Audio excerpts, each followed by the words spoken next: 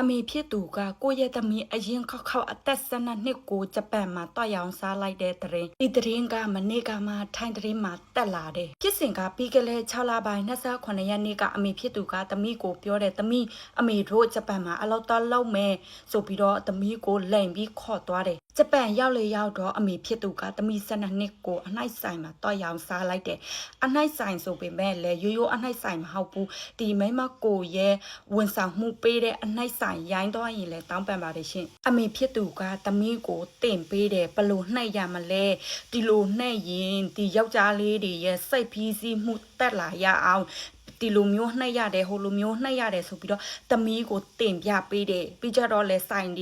ရှင်တွေလဲတင်ပြပေးတယ်ဒီကလေးမလေးကိုနောက်9လပိုင်း17ရက်နေ့လောက်ကအမေဖြစ်သူကထိုင်းနိုင်ငံကိုပြန်လာခဲ့တယ်သမီးအသက်12နှစ်ကိုထားခဲ့တယ်ရောင်းစားထားခဲ့တယ်သမီးလေးကအနှိုက်ဆိုင်မှာပဲကြံပြီးတော့နေခေးရတယ်သမီးလေးကအနှိုက်ဆိုင်မှာပဲနေရတယ်ပမာနေရတာလဲဆိုတော့မိဖို့ကြောင်ရဲ့အနားမှာအိတ်စားပြီးတော့နေရတယ်အဲ့ဒီအနှိုက်ဆိုင်ထဲမှာလပိုင်း15ရက်နေ့လောက်ရောက်တော့ဒီညီမလေးအသက်12နှစ်က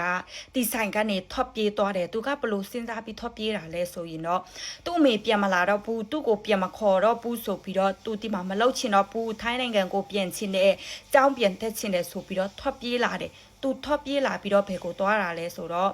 ဒီရဲစခန်းကိုတော့ပြီးတော့အကူညီတောင်းတယ်သူရဲစခန်းရောက်တော့သူ့ကိုဖမ်းပါထိုင်းနိုင်ငံကိုပြန်ပို့ပါဆိုပြီးတော့သူတောင်းဆိုပြီးတော့သူပြောတယ်ဒီရဲတွေကလည်းသူ့ကိုစစ်ဆေးတယ်ဒီကိုဘယ်ကိုရောက်တာလဲအသက်ကပါလောက်လဲဒီမှာပါလာလောက်တာလဲဆိုပြီးတော့စစ်ဆေးလိုက်တယ်စစ်ဆေးလိုက်တဲ့အခါကျတော့အကြောင်းအရာသူရဲတွေကိုအကောင်လုံးပြောပြတယ်သူ့အမေကဒီမှာလာရောင်းစားလိုက်တယ်အနှိုက်ဆိုင်မှာသူတလားကိုဧည့်သည်ပဲနှစ်ယောက်အိုက်ခဲ့တာလဲဆိုတော့တလားကိုအယောက်60ကျော်အိတ်ခဲရတယ်သမီးလေးအသက်12နှစ်ပဲရှိသေးတယ်နော်ဒါပေမဲ့တလကိုအယောက်60ကျော်အိုက်ခဲ့ရတယ်ပြီးတော့သမီးလေးပြောတာကသူလောက်ချင်လို့ဒီအလောက်ကိုလောက်တာမဟုတ်သူ့အဖေရောင်းစားခံရလို့သူလောက်တာပြီးကြတော့လေသူ့ကိုအတမအတင်းလောက်ခိုင်းလို့သူစိတ်ထဲမှာနည်းနည်းမှမလောက်ချင်ဘူးလို့ဆိုပြီးတော့သူပြောပြလာခဲ့တယ်သူမလောက်ဘူးဆိုရင်သူမိသားစုကပါစားရမှာလဲပါတုံးရမှာလဲဆိုပြီးတော့အဲ့ဒီအသွေးစိတ်နဲ့လဲပါသေးတယ်ပေါ့နော်အဲ့ဒါကြောင့်မို့သူလောက်ရတာလို့လဲရဲတွေကိုထော့ဆိုချက်ပေးခဲ့တယ်သူရဲ့ရတဲ့ပတ်စံကဘယ်လောက်ရလဲဆိုရင်တော့6,200,900ရတယ်ဒီဂျပန်ငွေเนาะဒီထိုင်းငွေမဟုတ်ဘူးအဲ့ဒီရလာတဲ့ပတ်စံတောင်မှဆိုင်တဝက်သူတဝက်ရတယ်တယောက်တဝက်ရတယ်အဲ့ဒီသူရလာတဲ့ပတ်စံသူတဝက်အတွက်ကလည်းသူမတောင်းရဘူးသူအမေကိုထိုင်းကိုလွှဲပေးရတယ်ဆိုပြီးတော့သူပြောပြလာတယ်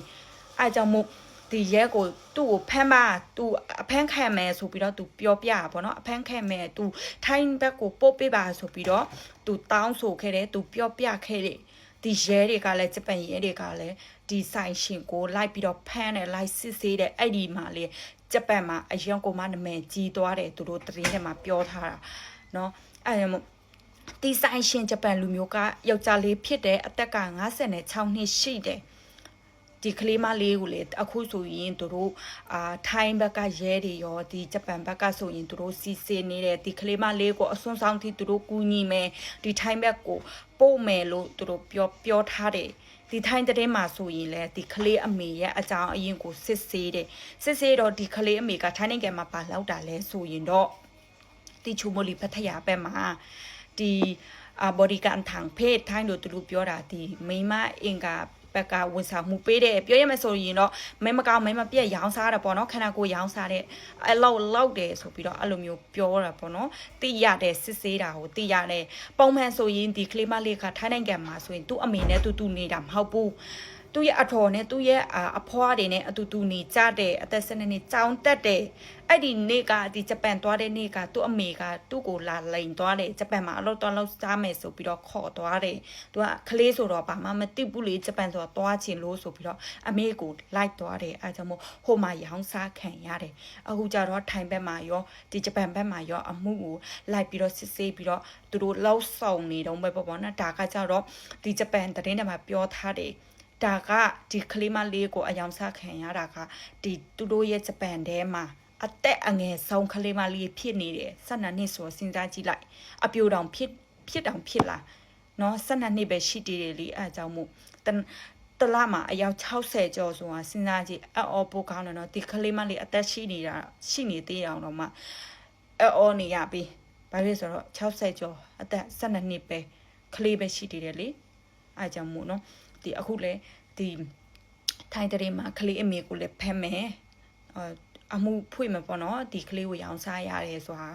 ဒီဂျပန်ဘက်မှာလည်းဒီဆိုင်ရှင်ကိုလည်းအမှုဖွင့်မယ်ဖမ်းမယ်ဆိုပြီးတော့တို့လောက်ဆောင်နေတယ်စစ်ဆေးနေတယ်ကလေးမလေးအတော့စိုက်မကောင်းပါဘူးရှင်အသက်ငယ်ငယ်လေးပဲရှိတယ်ဒီလိုမျိုးအမေအရင်ကခောက်တောင်မှကိုယ့်ရဲ့ကလေးကိုမညာမတနာဘူး12နှစ်ပဲရှိတယ်